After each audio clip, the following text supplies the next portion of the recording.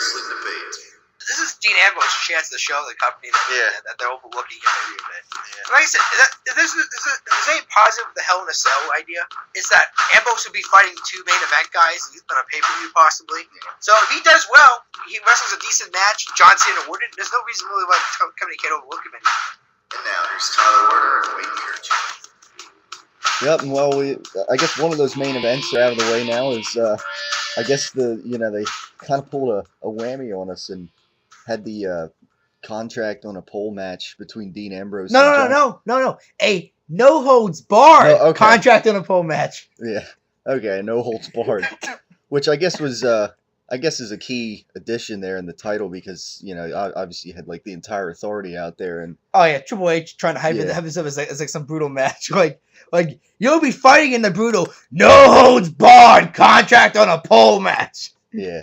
I'm sure somewhere Vince Russo was just jizzing all over the place at his home. Yeah.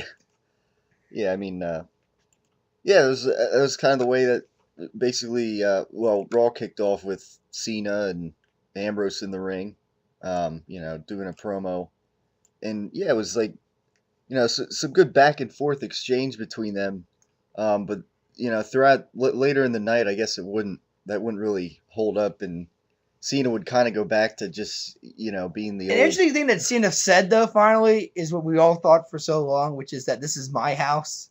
Yeah. This is actually, this is like the first time he's actually said that, no, hey, guess what, son? This is my house. Yeah. It's been my house for years, and until someone proves me otherwise, it's going to stay my house for years.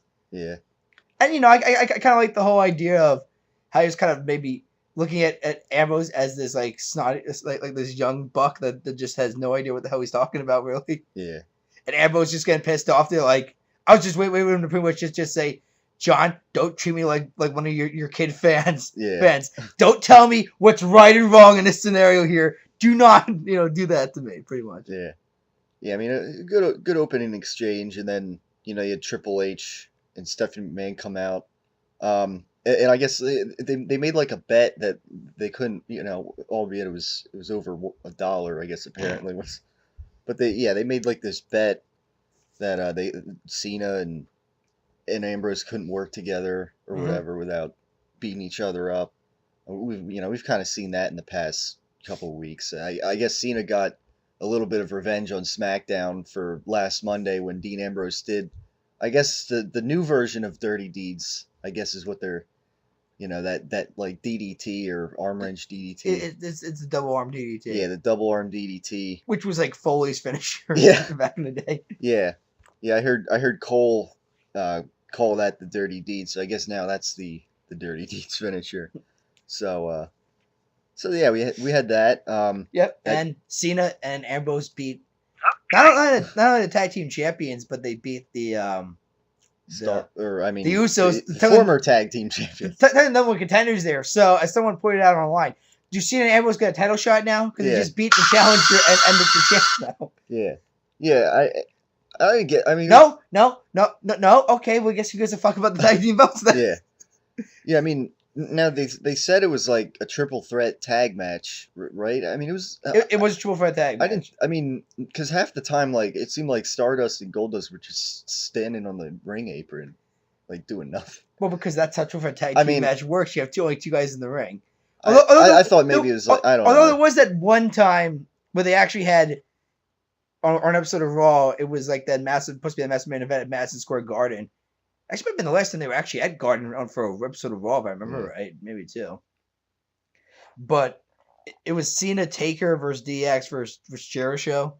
And what they did for that triple threat type is that they actually had three guys in the ring at the same time in that. Yeah. Which is kind of what I was thinking. But then again, Tyler, I don't know. I'm still trying to figure out this whole contract rematch clause deal here. With no holds. Yeah. That. And tell me, according to Orton, he keeps bringing up. Tell me he still has one and he hasn't cashed it in or been allowed to cash it in yet. Yeah. Great, he clearly can't now since the champ's no longer on programming for the whole year.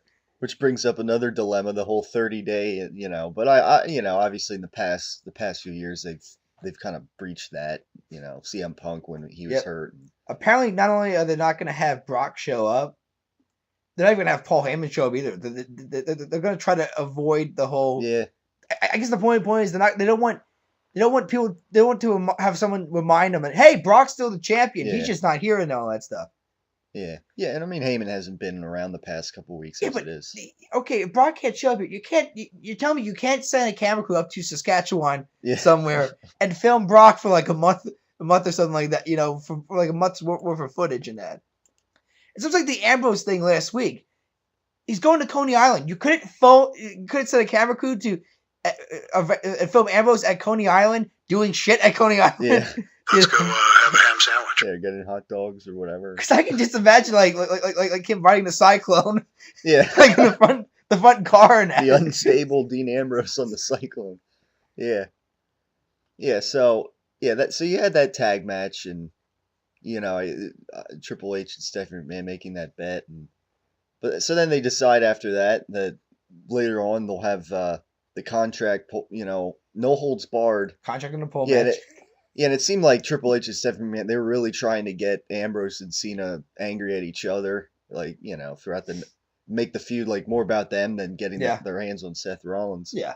And yeah, when they did that, I thought there's probably gonna be like shenanigans or something's gonna happen, and because I had no idea that they pull it off the pay-per-view, and it turns out that was the real deal there as far as who gets to get their hands on Seth Rollins later on the night. So yeah, you had that, and then you had other things throughout the night. I guess we can get around to. Yes. It wasn't a bad. It's actually it wasn't bad. Yeah, it was actually a very heavily wrestling show. Yeah. And the celebrity guest, they kept it very to a minimum. Yeah. It was like Kathleen Gifford last week, where she just apparently she went on the Today Show the next day and just shit it all over. They're just saying like, "Well, I was forced to go by today. I didn't want to go really." And then, I don't know. Apparently, she wrote a book about how she looked at wrestlers as like beneath her at one point in her career. Yeah. Which is funny there, coming from somebody who co-hosted with Regis, who is a massive wrestling fan in his career and that. So I don't know how Regis dealt with her then when it came to wrestling. But yeah, no. I mean, the whole Todd Christie, they kept to a minimum of that, but it was really a wrestling heavy show, I thought. Yeah, it was. You had the Miz. Well, I mean, of course, you have Damian Sandow on the out on the side. I'm actually digging his stunt double stuff. Yeah, I mean, it looked kind of funny. Because I don't know if you've been noticing what he's been doing. He's been trying to imitate Miz in the ring. Yeah, on the exactly. Outside. Like out on the side. Like if he gets beat up, he goes ah, he tries to like hit, just throw punches and headlock and that. He's been getting chance though, which is pretty sad. Pretty sad on Miz's part when you stunt double him over. Then he's been getting exactly. He's been getting the past couple of weeks. We want Sandow chance as if like there are actually people backstage that I said they've been noticing that, and there's some that are saying that this gimmick with Sandow might work like the whole anger management thing did with Bryan. Yeah. I mean that works because if you think about it, that was comedy too, but it also got Bryan over as a character. Yeah.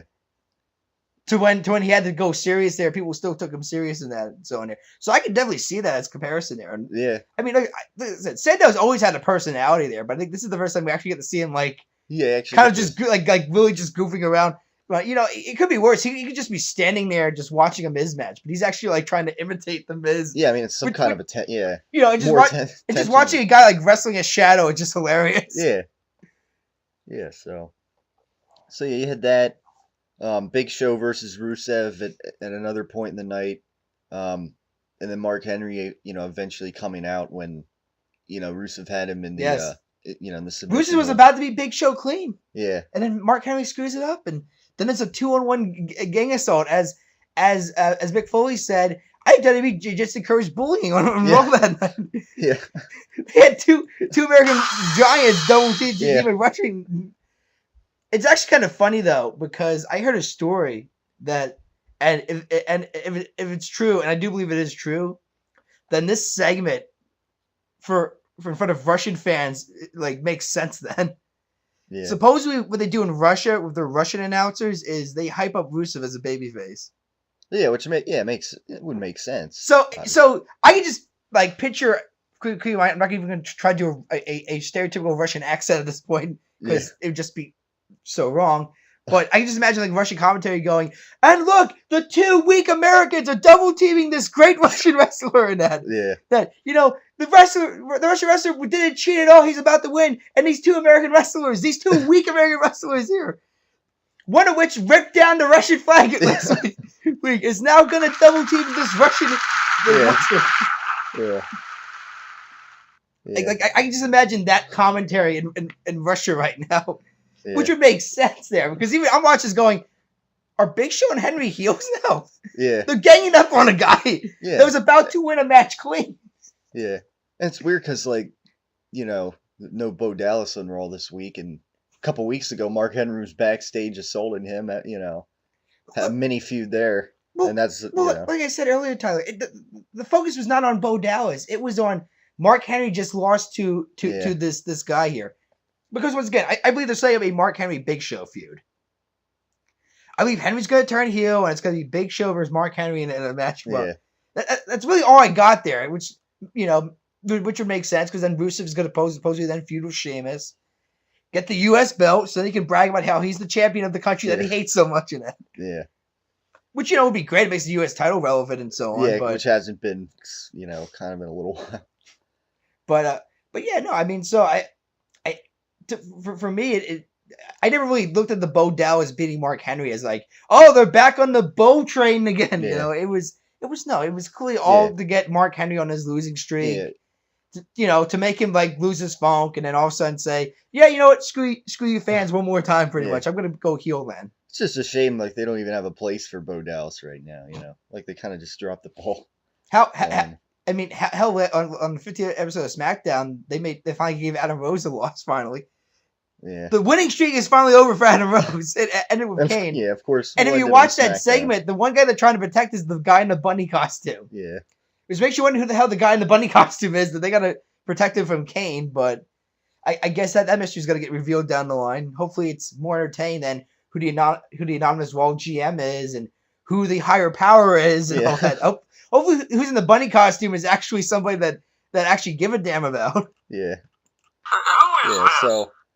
Yeah, you had that, and then backstage you had Orton, I guess, talking with Triple H and Stephanie McMahon and convincing them that he should be in like a main event match on Hell in a Cell, and so that was bound to happen, and so Orton I guess is now going to face Cena for however many times it's been. If this is the ninth time that they face each on other a pay-per-view? on a pay-per-view. Okay. Yeah, so I mean that's almost a few more, and that's like almost a year's worth of pay-per-views at the. So. And like I said, it's like 40 something Raw main events, and that's just including them teaming up and facing each other. I mean, in the same picture. But in the same picture, that so holy shit. Yeah.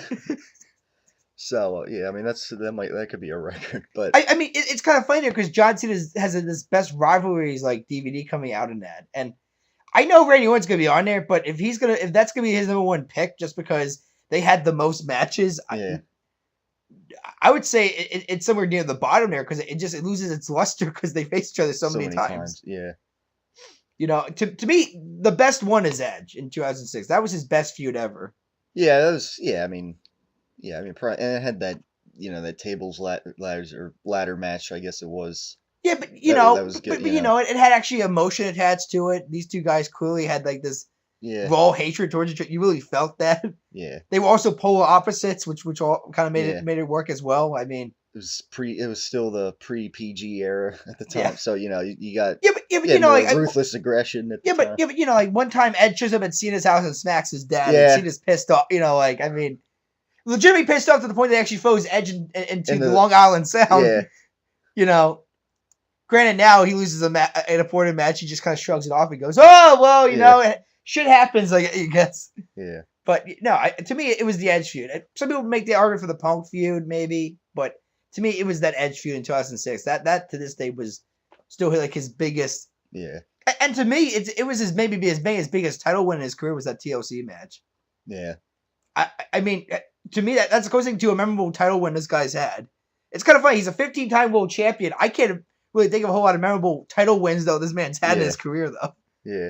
Yeah, of course he brought that up in the promo against Ambrose, and And yeah, so Orton and Cena are gonna face off there, and again, we kind of said last week. I mean, either way, you kind of lose in some way because either you're gonna get Cena and Rollins instead of Ambrose Well, and if Rollins, Cena and If Orton. Cena Orton closed the show, we all lose in the Then end. we really, yeah. All we're doing is just saying once again, we don't trust the young guys to close the show. Yeah, it's like, oh, the guy that won the contract in the pole Well, match, that was just if you hear the announcing second though, string match. Cole doesn't say Cena loses. He doesn't say, and they never say, well, Orton's facing the loser of this match. Match. It's just Orton's facing the guy who doesn't win the match. That's how they work the wording. So even they're trying so much to protect the fact that Cena and Orton are not in the, I guess, third place medal match. In that. Even though I don't know how you can cover it up there. Clearly, the stipulation was whoever doesn't get the contract, therefore loses the match. Yeah. Would face Randy Orton. Yeah. I mean, and I keep doing this whole protect Randy Orton, protect Cena deal. It's like, once again, I think Cena's bulletproof. And Orton, to me, I think the whole, and we saw signs of it, I think, on Raw today, was him and Rollins are trying to one-up each other here. So I can see that feud down the line already. Yeah. How Raw went as well. But it's clear which match is the main event and which one's the consolation match. Right. But I hear them say it's a double main event and we have no idea which match is going to close the show in that. Yeah. Yeah, I mean, Ambrose and Rollins, this is the Hell in a Cell match that, people have been talking about for, a few months now. So that should close the show. And I mean, not only that, they don't, the last time either of them really like main evented a show was, I think, the Evolution feud. And that was a tag. Shield. So I mean, but one-on-one, I mean, these guys haven't really had a chance yet to close the pay-per-view down with a nice match, and let alone a Hell in a Cell match. I mean, the argument that you make is, well, Cena and Orton also in a Hell in a Cell match. It's the same match type in that, Yeah. But hopefully Rollins and Ambrose is close the show. Close the show and booked as the main event here. I mean, not only that, I mean, Cena's been in the past several main events as it is too. So, So I hopefully that's how it goes. But we'll I guess that remains to be seen. And yeah, of course, at the end of Raw, then you had the contract and a pole match. I mean, the entire Authority coming out, and I thought there was going to be some kind of shenanigans, and Kane was trying to get involved, and he took an AA, and Ambrose would go up to climb the pole and get the contract. And I mean, as we just mentioned, he kind of tried to tease it, like with the whole "you can't see me" and that kind of deal. But the thing that killed me then was Cena's reaction afterwards. It went straight from like, he looks slightly maybe peeved to all of a sudden, oh, okay, well, that's fine. Yeah. And he just stares down Orton, and I could have sworn that this guy the past couple of weeks was trying to say he had to get his hands on on Seth Rollins, and he would do anything to get by Dean Ambrose to get his hands on Seth Rollins in that. Yeah. And this happens, and he's not peeved at one bit of Dean Ambrose. It's just, oh, well, you just took advantage of an opportunity. I probably did the same thing, and blah, blah, blah. Yeah. And a couple weeks ago, didn't Cena win a match, and at the time, Seth Rollins was standing on the ramp, and Cena just did his taunts in the ring after winning the match. Yeah. And had a clear chance to just, I don't know, run down Rollins. Something that I think Don Tony pointed out, on his show last week, and so that, and before that, when Cena was backstage, with the Renee Young interview, and he kind of went back to the goofy Cena that didn't have any care as to what Ambrose, the heat that was between Ambrose and himself earlier. So I don't know, they kind of dropped the ball a little bit there with kind of the Cena that we're more familiar with, I guess. But yeah, that was basically the close of Raw. Throughout the night, I don't know if there's anything else that we missed. I mean, Orton and Ziggler had a hell of a match. Yeah, they had a great match. I mean, it was Intercontinental Champion against Orton, but I kind of thought Cesaro was kind of pointless just sitting there on commentary watching this match, more or less. I mean, clearly hyping up a Cesaro Ziggler match for the Intercontinental belt, but he was kind of just there. I feel like just to be there. Yeah. at the end of the day, he did interfere in the match. He didn't do anything to screw Ziggler over. Orton won clean. I mean, it makes sense. They got to strengthen Orton up again. Because 1 week he's this weak guy, and then 1 week he wins matches clean. So, thinking you got Rollins as well. He had a match with Swagger. Yeah. Of course he had to roll up his opponent. He was like he won a clean victory like Orton did. Yeah. Yeah, and then I mean, other than that, as far it looks like the Nikki and Brie Bella feud has been pretty demoted the past few weeks for. They still have a match. I mean they still have a match, but they haven't been having these segments that just Well, I would say this though. At least it's not going to be taking place under a Hell in a Cell, which was rumored at one point.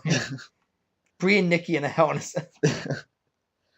That'd be brutal. Mick Foley would probably have a heart attack somewhere watching that. But no. Apparently, suffering in this our moment of great despair.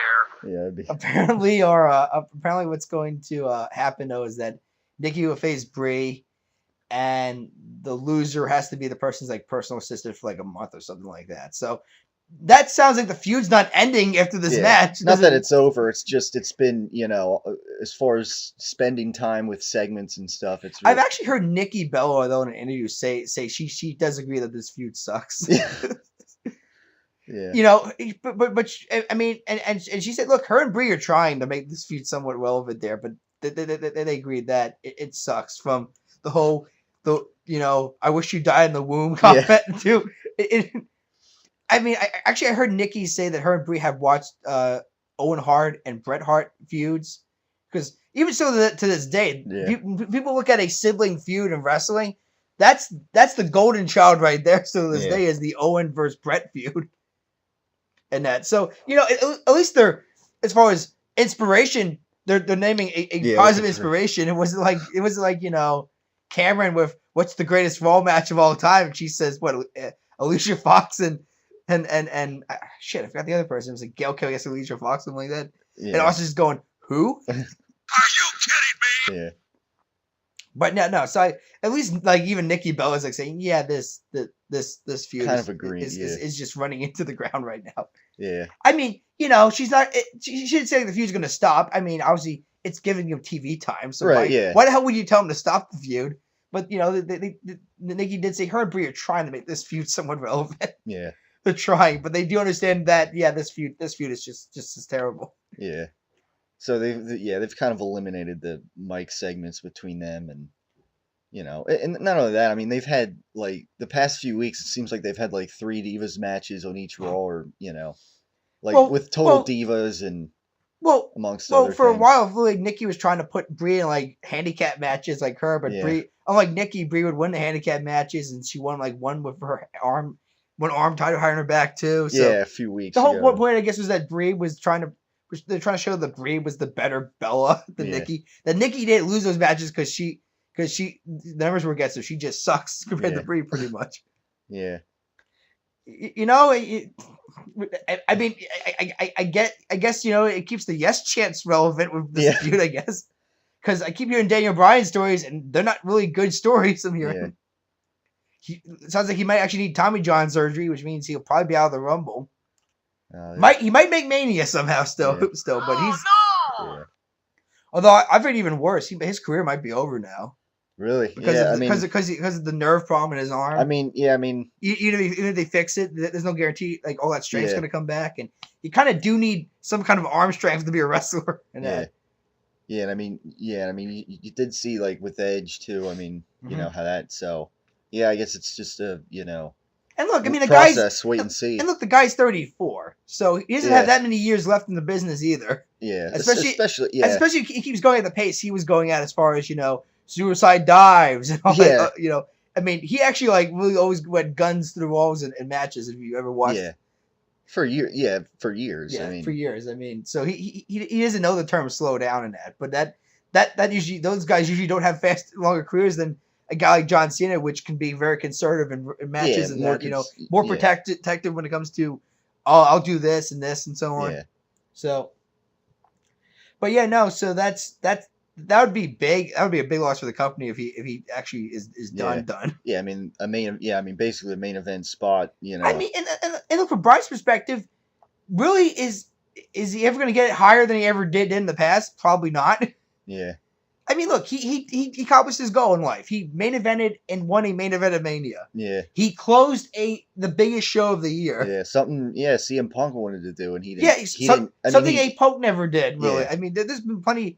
Hell, Kurt Angle never did close Yeah. a Mania in his career. I mean, there's been plenty of veterans that have gone over that have never closed a Mania. Yeah. Eddie Guerrero never closed a Mania. Yeah. I mean, granted, WrestleMania 2020 was all about Chris Benoit, really, but Yeah. but which still makes that whole moment like just so creepy as hell. Yeah. But It does. I'm just saying, at one moment that Eddie Benoit moment at one point was sad and kind of happy. He said, because you have these two lifelong friends that were so overlooked in the past by WCW and other companies. Yeah. They finally both get their moment in the sun as champion, but now they're both dead and one committed murder, and it's just a creepy image to watch now and then. But is. There's still there's that moment in me where it's just like, yeah, but for that day, for those two guys, it was as a fan, it just had that great moment there. But it's tough to have to get that happy when you look at how both of these guys are dead and one murdered his family as well. So it's that moment just freaks me the hell out when I see it now on the network, of course, because they're never going to show that on television again. That image, But at least on the network, you can still look at that, and I don't know. I actually think 20 is it's kind of a little underrated pay per view too, as far as Manias go. Yeah. It actually had a solid card if you watch it. Yeah. I mean, granted, I think the Undertaker Kane match was maybe a little bit overrated. To me, the whole story of that feud was just that the dead man's back, really, because Taker because for all up to that point, all Taker really did was the biker gimmick. So finally, he brings the dead man character back. It's at the 20th anniversary of Mania, but it was only a 7-minute match. And it was a squash match. I don't think Kane really got any offense in that match. Yeah. But again, he was freaking out because he thought he killed his brother, and then he's watching his non-dead brother walking down the entrance ramp. But as far as nostalgia goes, how Paul Heyman Paul Bearer came back also for the gimmick as well. I mean, I'm not gonna lie, I kind of marked that a little bit when I heard that. Oh yeah. Yeah. So I don't know. I mean, from a Bryan perspective, there's really nothing else for the guy to prove it. I mean, and honestly, for me, Mania was the highest because the next pay-per-view, Extreme Rules, he's facing Kane. Yeah. Great, they're closing the show in that, but that feud was made Bryan look like a complete joke as champion. Yeah. Yeah. It's almost every week he got his ass kicked. Yeah. I don't know how you build a world champion that way. Yeah, and the whole car thing with Brie Bella. It wasn't good. Yeah, it's a shame that they dropped the ball and then Bryan gets injured. They dropped the ball. I mean, but then again, people in the army was the goal all along from the get go to ever put the ball in Bryan's hand from the get go, or was it probably just a late second audible because they realized that the guy they wanted to put the ball in. Speaking of Dave Bautista has some very solid news this week as well, which makes you make the question. I don't think the guy's coming back to wrestling anymore. Yeah. After I heard the breaking news this week. Do you want to talk about that? Yeah, we can talk. Yeah. But you know what I mean. Orton Batista was going to fail as a main event because nobody gave a shit about the two guys, so they had to go Bryan route then. But yeah, I guess going to the Dave Batista news, he's probably going to be the villain, or at least henchman in the next James Bond film with Daniel Craig. Oh really? Yeah, he's going to be in. Oh, how about that? I mean, and I'm not gonna lie, I really enjoyed the hell. I actually enjoyed the hell out of Skyfall. I think it's actually a very underrated James Bond film. Yeah, the Daniel Craig era. I don't know, as far as James Bond movie, I have to check him out. I haven't really. I mean, to me, he has this very unique badass moment to a Bond character that none of the other actors in the past have really done. Yeah. I mean, Sean Connery had his, the first one, the original. Yeah. He did the British, even though the guy's Scottish. Yeah. The secret agent pretty much down in that. My dad likes the Roger Moore ones because he brought a comedy aspect to the character more or less. I'm trying to think who are the other ones after that? Because really, then there's some, I forget the other one. Yeah. And then then Pierce Brosnan. Brosnan, the one I kind of grew up with. I mean, he was okay. I kind of like the one with Sean Bean playing the villain in that one. Goldeneye. The Goldeneye one. Yeah, Goldeneye was probably his Which best. which actually Yeah, inspired one of the great most underrated video games ever created. Oh, yeah. The GoldenEye video game. Yeah, that's down in my basement. It has one of the greatest split screen death matches ever created. I think. Yeah. I mean, it was kind of like it kind of like pioneered that. Yeah. I do have some people who hate the Pierce Brosnan James Bond character though. Yeah, I know some people Because they think he copied too much from Roger Moore with the whole comedy. Like he didn't try to really make James Bond his own character. Because that's the only thing I kind of liked about all these characters. I mean, he did kind of spin it his own way in that, which is what I think every actor who plays James Bond should do.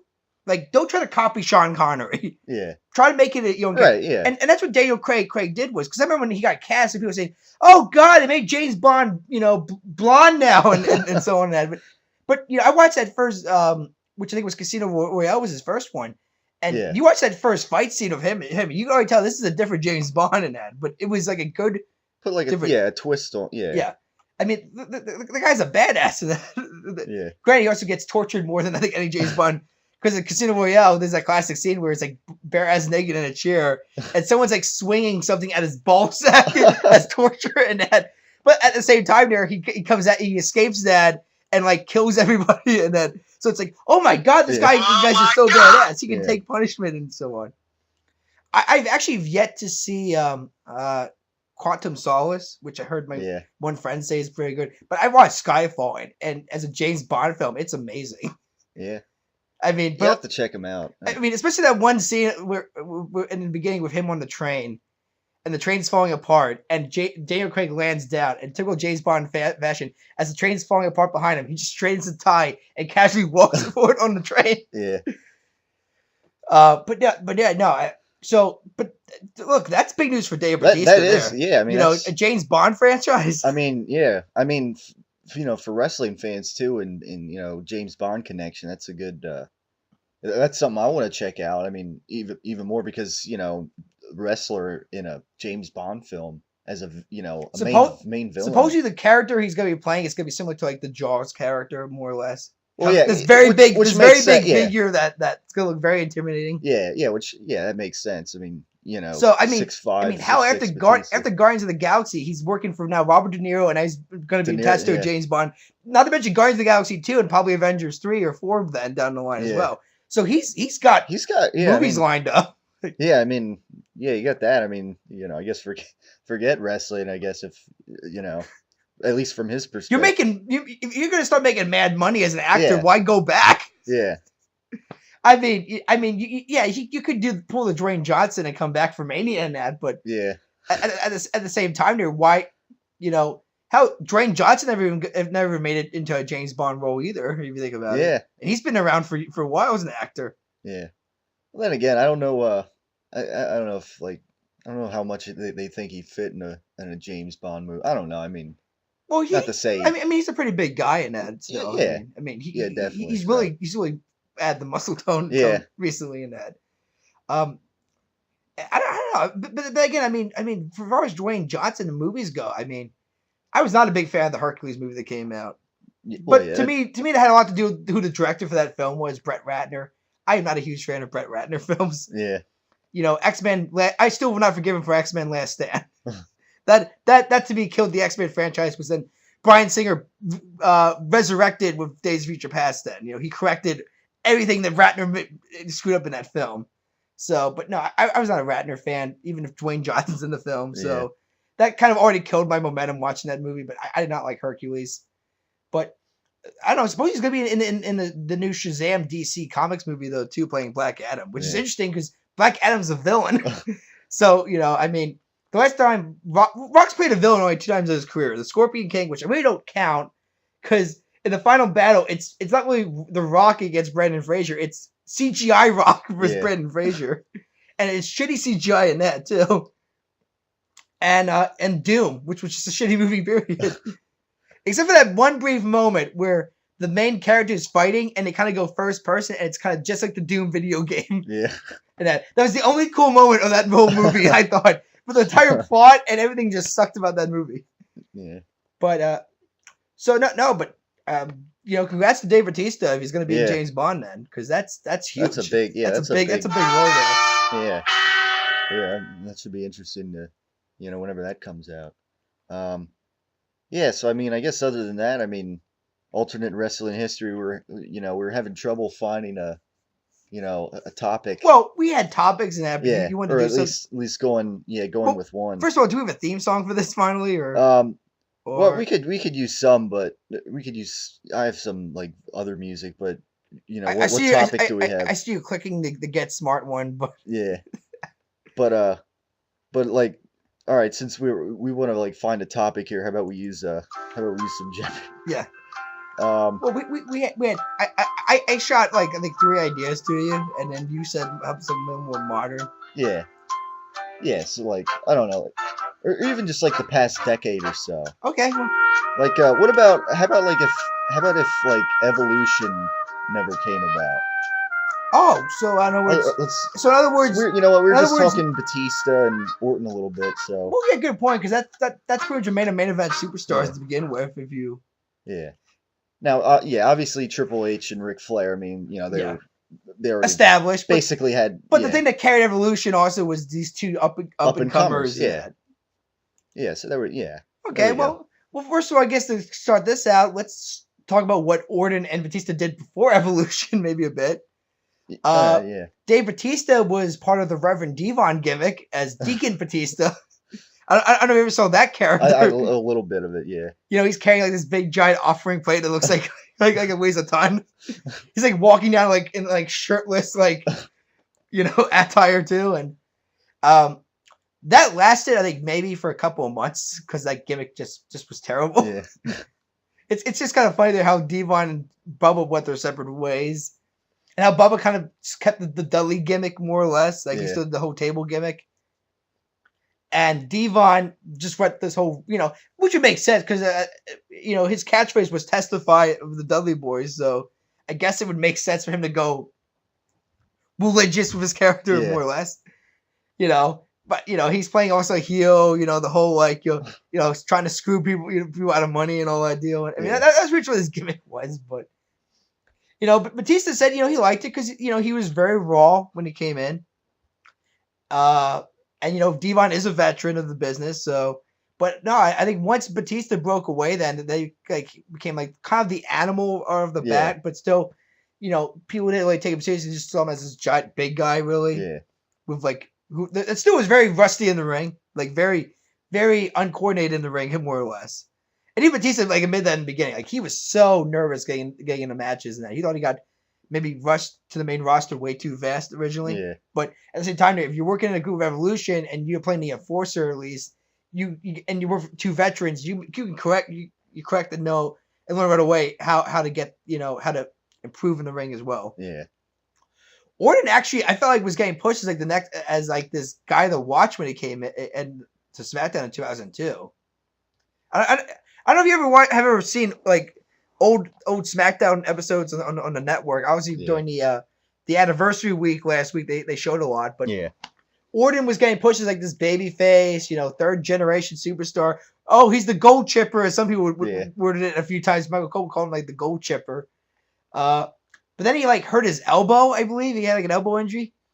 And that's pretty much when he started doing this heel gimmick where he would do these I think it was Randy Orton updates or something like that. Overdrives or no updates. He would literally just stand in front of a camera and almost like news news just say, "This is the Randy Orton update." Currently, my shoulders and it actually kind of made him a heel because man just didn't give a shit about Randy Orton at the time. But yeah, no. And then after that, I believe then they formed Evolution though with Ric Flair and Triple H. Then, granted, it almost never happened because I believe both Orton and Batista got hurt again. So they actually had to keep him off television for a little bit. So the group actually formed not just once, but twice, actually, until they finally got to the official stable, which was, Triple H, Ric Flair, Batista, and Orton. Yeah. Yes, I mean, that, that lasted a couple years, really. And it dominated the storylines on Raw. I know that. Yeah, I mean, it was big, And it was obviously key in, elevating the two guys. I mean, eventually... Batista and Triple H would feud for the World Heavyweight Championship. Well, obviously Orton was the first guy off the bat. Orton, because he was the more sound guy in the ring. He had maybe a little more charisma at that point than Orton Batista did. Batista had the look, obviously. He had this giant look. So that was But Orton was the first guy to get to the world title. Also, yeah. He when he beats Chris Benoit and at SummerSlam, it's kind of a very big deal. Yeah, and he became the youngest world champion then as well, I think. Yes, he still is, I believe. He beat out Brock Lesnar, who also at SummerSlam against The Rock, but I think had that record for a while. But Orton was still is deemed the youngest world champion in the history of the company. Yeah, and then as far as I guess Lesnar, as far as just the that specific belt, I guess, or what WWE Championship was that, but yeah, Orton the youngest world champion ever out of that. Yeah, ever. Yeah. Now Batista's like several years older than Orton too, but which also kind of he was in his, gave him a disadvantage. He was like already in his he was already in his 30s at the time, but he would still beat Triple H a few times, and for the belt, and obviously then he'd make his move to SmackDown, and for a few years there, and go back to Raw. So he'd still had several more years then after that of success, obviously, and big career. And obviously Orton is still he's like the number one heel sort of in a sense right now. He's like John Cena. He just won't go away. Yeah, he's always been there. Yeah, exactly. Yeah, he's been and he's rarely hurt, really. I think he rarely. Well, it's actually kind of funny though, because originally for 21, the original main event was going to be Randy Orton versus Triple H originally. Yeah. Because if you watch that storyline, after Orton wins at SummerSlam over Benoit, he feuds immediately with Triple H.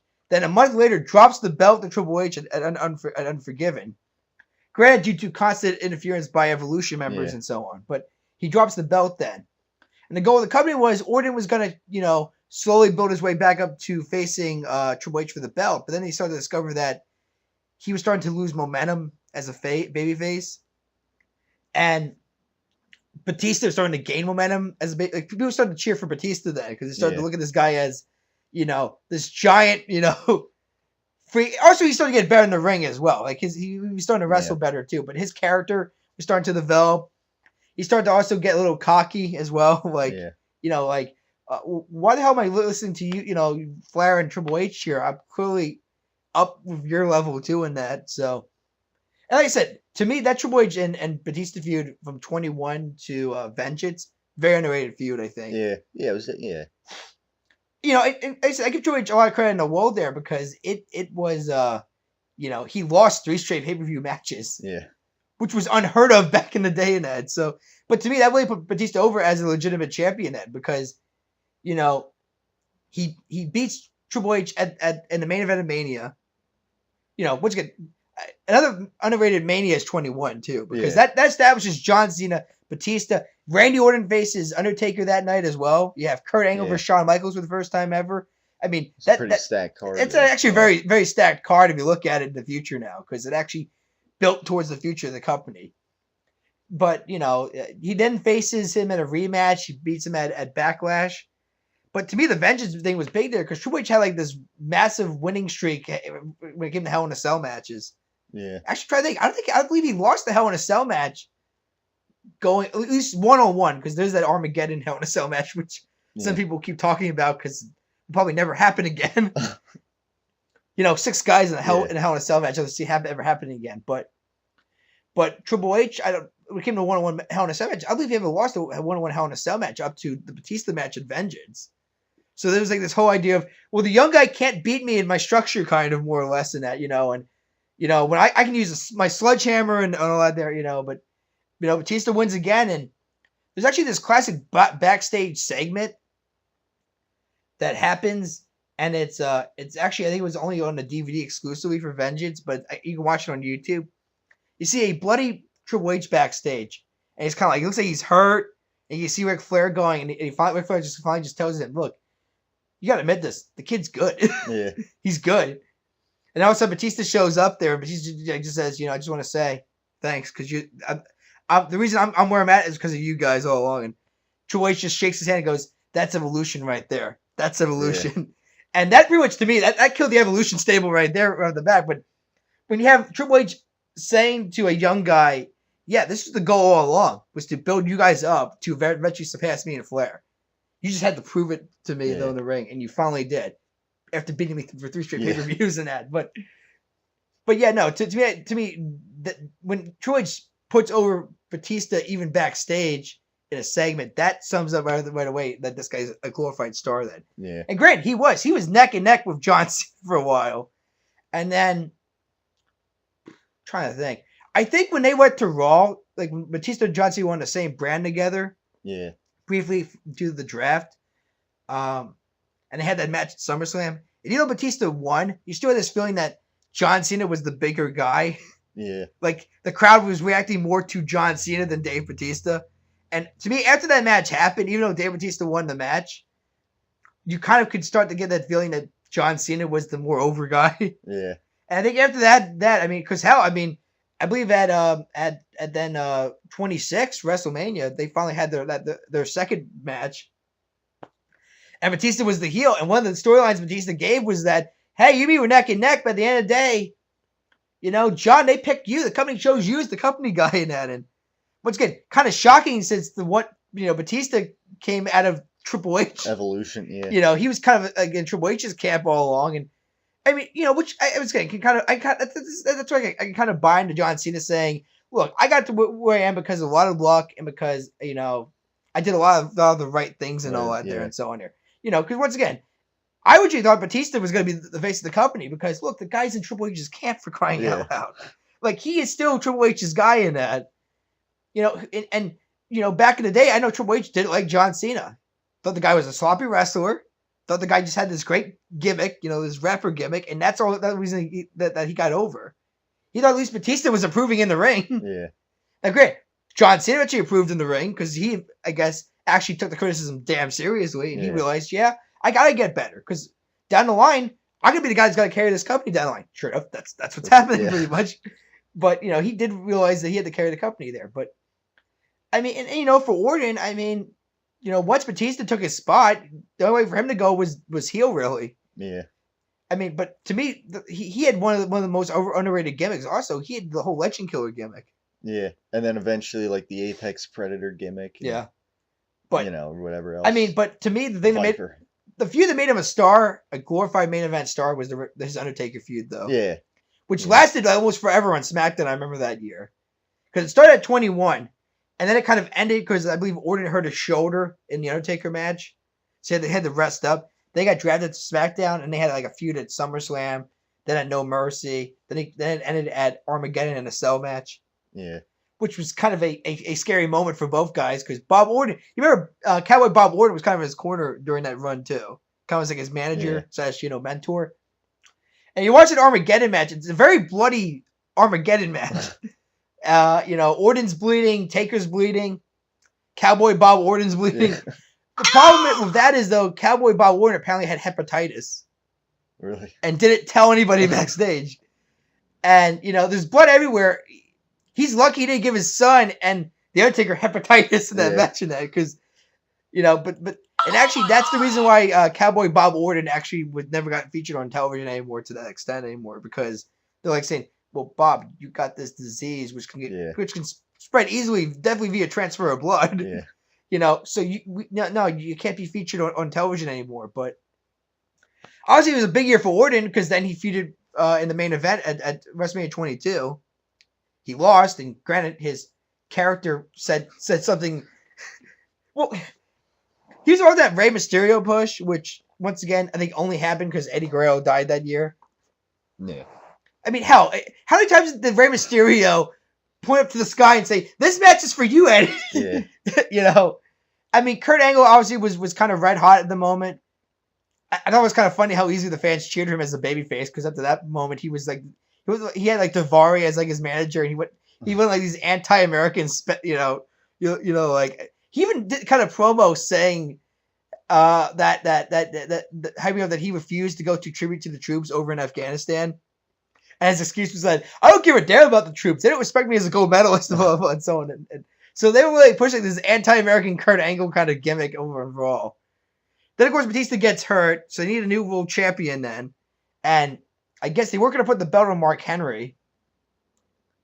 So Kurt Angle, of course, shows up, wins the Battle Royal, gets champion. I remember, yeah. And he's a babyface then. They actually dropped Daivari the next week, who then becomes the manager for Mark Henry then. So then Kurt Angle pretty much just pushing like this, wrestling machine gimmick kind of like, oh, he's just this total, badass in the ring pretty much. Yeah. Like, he'll make you tap out, he'll break your ankle, he'll suplex you until he breaks your neck. He doesn't care really. He's a wrestling machine. But then I remember when Rey Mysterio, the next SmackDown after he wins the Royal Rumble, and he's like, yeah, I did it for Eddie and blah, blah, blah. Orton comes out then and says, like, because Orton was the last guy that got eliminated in that Rumble, if you remember right. Yeah. And Orton, like, says something of the lines of, oh, I see you pointing your finger up and, Eddie going to heaven. I got news for you, for Ray. Eddie's not in heaven. He's in hell. Oh God, ease our suffering in this our moment of great despair. So after you hear Orton say that, yeah, it's like, oh my God, we're really gonna push this Eddie Guerrero death into a main event, WrestleMania main event. Yeah. I mean, but I just remember that, and I couldn't believe they actually said that on television. Yeah. But I mean, like I said, and of course, Ray wins the belt. Orton. I think Orton goes back to Raw then, because wasn't there was a triple threat match between Ray, Kurt, at WrestleMania 22. Yeah, 22. Ray wins the belt. Yeah, and then which makes sense once again when you're paying tribute to your dead friend. Yeah, well, yeah. It's usually the guy wins. And then of course Kurt goes to ECW. Yeah, after a couple months later. Yeah, that's when they started doing. So then Orton goes back to Raw, I believe. Then yeah. And then would eventually kind of, I guess, team with Edge then. Yeah. Yeah. Well, yeah. They filmed Ray RKO. Yeah. Grant, that kind of, it was a great idea, but once DX went down after Triple H had that quad injury, his second quad injury. Yeah. Really there was no point. I mean, they tried to feud with Shawn Michaels and then John Cena, but really Ray RKO. I mean, they kind of needed a top team to feud with, and the tag team division kind of sucked around that time. Yeah. Granted, they had a lot of tag teams, but I guess when you had two tag team obviously the SmackDown ones on SmackDown. Yeah, but after you have DX destroy the Spirit Squad matches, yeah. And after you have them win a 2-on-6 handicap match with I believe it was the Highlanders and Charlie Haas and Viscera and I'm trying with the other tag team they killed too. I mean, you killed your tag team division because you had to put over DX, as this tough, brutal tag team pretty much. Yeah. So I mean, but I guess go back to our original concept there. Where would Orton and Batista be? I think Orton would still be pushed through the roof. Yeah, probably. Yeah, I mean, because he just has third generation over him in that. Yeah, and I mean he was good. He's good in the ring, obviously. Batista, I don't think without the Triple H and Ric Flair, I don't think he would have lasted in the locker room that much longer. I think. Yeah, and then because he was really a sloppy performer up to that point. I mean, and his gimmick really before Evolution really was not that impressive. Yeah, he was he was kind of like the Animal more or less, but it just he didn't talk on the mic that much. He was kind of like this silent, but very aggressive wrestler. And yeah. But no, I mean, honestly though, I think Batista would have been cut. I don't think he would have gone to the main event level about Triple H and Ric Flair. Yeah, yeah, and then as we were talking about earlier, no movie career, maybe no James Bond. Coming up. I don't think he would have thought about going to the movie industry anytime soon. To be honest with you, yeah. I mean, yeah, there would have been no Guardians of the Galaxy, which begs the question: who would play Drax the Destroyer then? But no James Bond obviously for Dave Bautista, no Robert De Niro movie. I mean, the guy would probably just be. My guess was he would switch to bodybuilding probably. Yeah, which I mean, maybe before I don't know. Before that, he might have been. I don't know. Yeah, kind of like Cena was before. I mean, he did try to go in the wrestling industry in WCW. Like he worked down at the power plant. Granted, he didn't go anywhere down there. Yeah. But then again, when he went to the power plant, WCW was about to fold anyway. So he jumped the ship maybe a little bit too late for that brand. But I mean, hell, his career in OVW was pretty great. He's part of the same class as Brock Lesnar and John Cena, so they were kind of all they were on that same boat along with Randy Orton too. So, you have those four guys, and more or less, they're all kind of doing their own thing. Orton's still there, Cena's still there as full time. Brock did come back. He did MMA pretty much. He might go back to doing MMA too. UFC sounds like they are interested in signing Brock again. Perhaps after his The main reason is, and it's kind of funny because I remember when Brock went officially back to WWE, they asked Dana White. Dana White, I think was drunk at the time when they asked him. TMZ, I believe it was TMZ asked him, and it was the question was, is Brock coming back? And he said no, because he's a wrestler now again. Yeah. I guess because I guess even Dana knew. Look, Brock's gonna lose matches in wrestling. He's gonna lose it to guys that he's clearly tougher than. Yeah. So when he comes back, he's gonna be looked at as this wrestler. I mean, granted, he might still knock people out in the UFC net, but the main reason is the Brock holds the record as the highest seller for UFC pay-per-view still. Yeah. Well, yeah, that would make sense. I mean, I think. Actually, I think to this day, I think he sold. I think he still holds the record for the highest pay-per-view buy rate, which I think was 2 million. It was when he and Randy Couture faced each other. Yeah. Now, granted, that match had nostalgia because you had Randy Couture, this veteran in the MMA for so many years, facing Brock, who I think was only his third UFC fight. Yeah. Because at that point, all he did was he faced Frank Mir, which I think he should have won that fight. The first one, he dominated, but he made a mistake. He made like a rookie mistake. He made a rookie mistake, and Frank Mir won. Granted, Granted, he would get payback in the rematch down the line. He destroyed Heath Miller.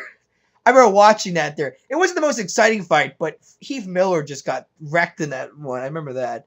And then he faced Randy Couture, and I knew Brock had an advantage because, Randy was in his 40s at the time. Yeah.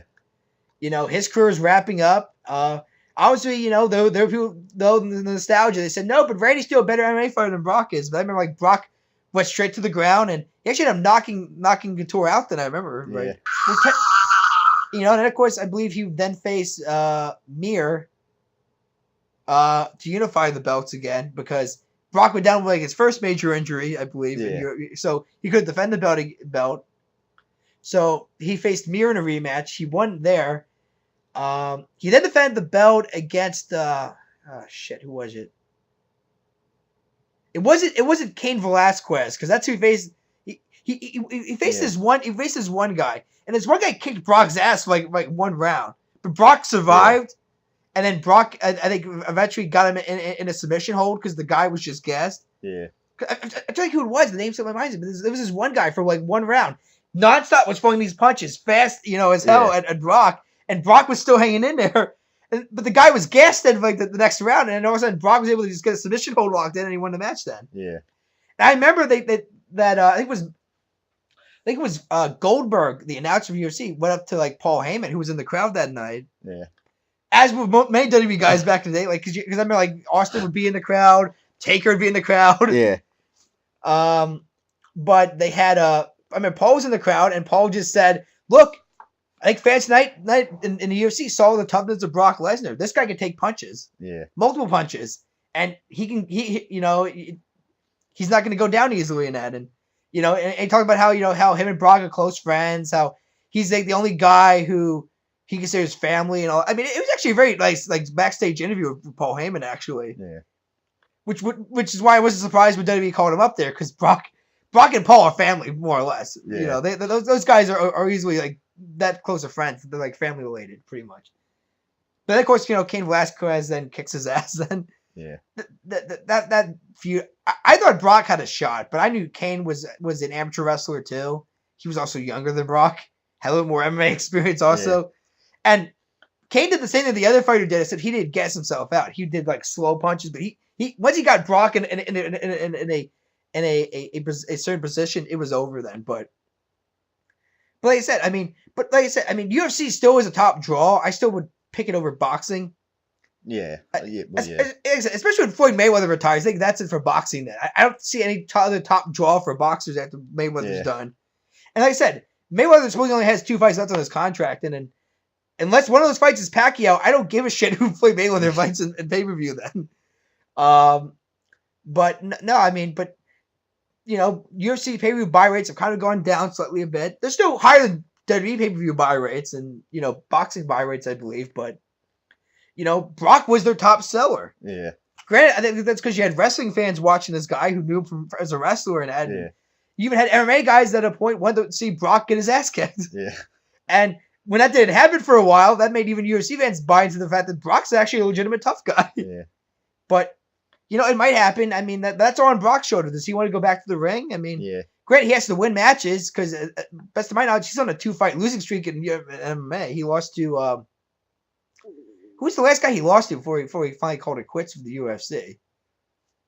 I forget, but yeah, that was after diverticulitis. Yeah, exactly. I think that kind of pushed him a little bit to retire. Yeah, but at the end of the day, money talks. If Yeah. Dana White offers him a hefty paycheck and says, "Hey, we're gonna feature you again on main cards here," Grant, he has to win matches. That's how the UFC works. Yeah. You got to win fights to stay relevant. Yeah. If not, your ass is out. Yeah. So, but that's the Brock. If he thinks he can handle fights and all that there, but we'll see. Some people are also saying Brock's just using that as leverage to get a contract extension next year for WWE. Yeah, I mean that could always be. Well, if Brock's selling for WWE well, right. He's a main attraction in that, and he's selling well, and his merchandise is doing well. Vince doesn't want to lose the cash cow. Yeah. So if Brock says, "Well, Vince, I don't know. UFC's been talking, and I kind of want to go back to real fighting and all that there." So like free agency. Yeah, we'll see. We'll see. It's definitely be interesting up to that WrestleMania weekend if Brock doesn't have a contract. What's going to happen to Mania then? Yeah. And JR, who's now an MMA announcer, was saying how Brock's like in the best shape he's been in a long time. Oh, easily. He definitely has cut back on a lot of weight and that and so on. So yeah, he definitely is. And it's like strong too, the guy is freakishly strong. I mean, I actually remember when someone actually asked Batista this one question one time, which was, "Who's stronger, you or Brock?" And he says, "Well, look, I know Brock. Me and him kind of trained together at one point. Brock is way stronger than me. It's not even close." Batista said, "It's not even close. The guy's a freak in the gym. Yeah, an absolute freak." Yeah. So yeah, that'll be another obviously interesting topic of discussion as we get towards WrestleMania as well. And, yeah, and so we'll see. We'll see how that goes, and see what happens. I guess on the go home edition of Raw next week before Hell in a Cell, and I guess make predictions for that pay-per-view next week on the Great Wrestling Debate as always, and discuss whatever happens on Raw. And maybe some more alternate wrestling history, as usual, right here in the and if people forgot, we believe that if Orton and Batista did join Evolution, that Batista would probably be cut, and Orton would probably still be pushed through the roof. Probably. Yeah. Keep in mind, if he would have still failed, he probably would have been cut eventually too, because WWE can only give so many guys so many chances before they eventually say, "Guess this guy's just not ready for prime time." Yeah. So yeah, that's that'll do it for that, and that'll do it for the Great Wrestling Debate today. So thank you for tuning in as always.